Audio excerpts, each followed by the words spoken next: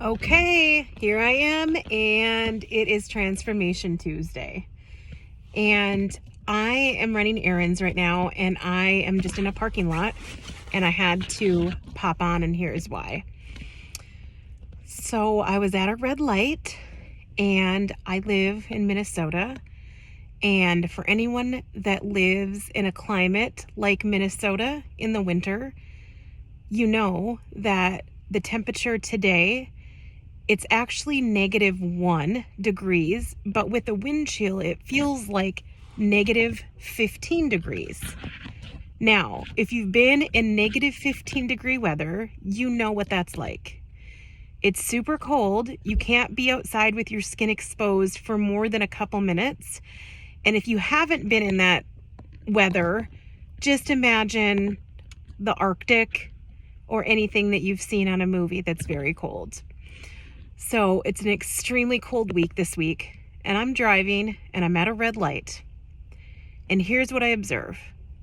I observe two school-age kids, maybe they're 14, 15, maybe 16 at the oldest, maybe 14 or 15. And they're probably getting off the bus or the train, and they're probably walking home. And they're not dressed very appropriately. They have coats on, but they don't have like mittens or hats or scarves. They're freezing. They look like they're freezing. So they're at a red light, and even though the stop hand was up and it was telling them not to go, I saw them look both ways. They looked left and right, and there were no cars coming. Nothing in sight. And if that were me, especially on a -15 degree day, I would be crossing that street, y'all. Wouldn't you? But these kids did not. They obeyed the stop hand. In some ways, that's great. We want to obey the rules of society so that we can all function and live in harmony. But when it comes to common sense and having some sense of inner authority and of right or wrong to navigate you through the world, common sense would tell you that in -15 degree weather, most people are going to be understanding of the fact that you need to cross the street and get inside to wherever you're going. So what I observed is the way that programming from society and environment and ancestors gets passed on, and where it actually gets in the way of us being in connection with our own inner knowing and our own protection and our own self. Now, what I'm not saying is to just go and break the rules, okay? But there are circumstances, like when it's -15 and there's no cars coming, that in my humble opinion, you just cross the effing street. You just do, okay? So what was interesting is to observe these kids obeying a digital command to the detriment of themselves.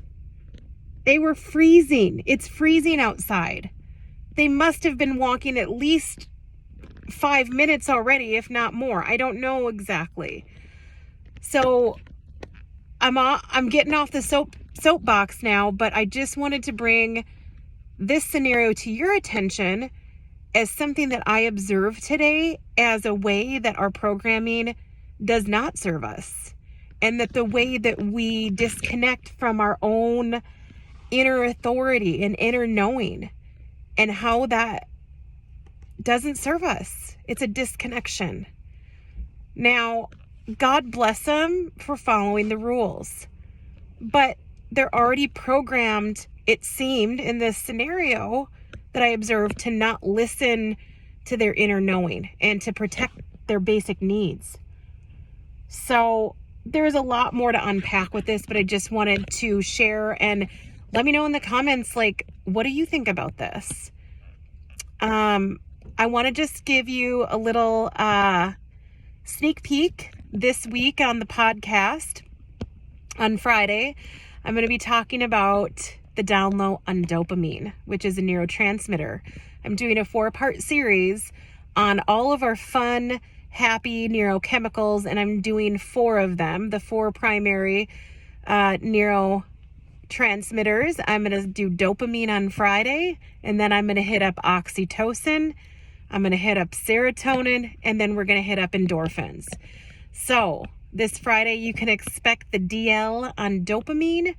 And for this Transformation Tuesday, I just want you to consider, where in your life are you programmed to the detriment of yourself? Or where can you observe this in other people if you can't see it in yourself? Is there something that you can observe in yourself or other people where you can see this coming through? And by the way, we're all programmed. That's how we are living and functioning. We're all programmed, but it's just that some of the programming is faulty, bad programming that doesn't serve us, and some of it serves us amazingly.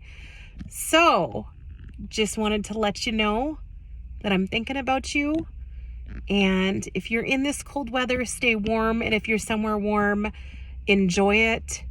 And I love you wherever you're at in your life and physically. I hope you're doing well. Bye.